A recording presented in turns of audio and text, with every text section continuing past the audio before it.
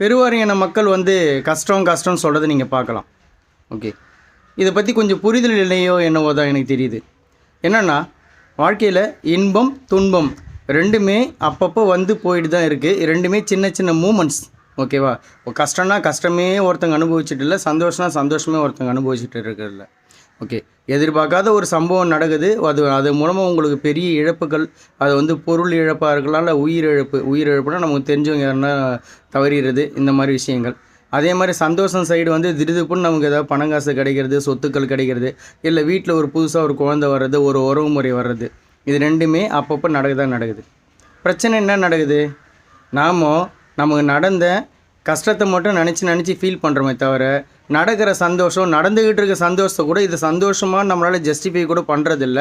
அதை நினச்சி நம்ம ஃபீல் பண்ணுறதும் இல்லை. இதுதான் இப்போது பிரச்சனை எங்கே இருக்குதுன்னு நீங்களே பாருங்கள்.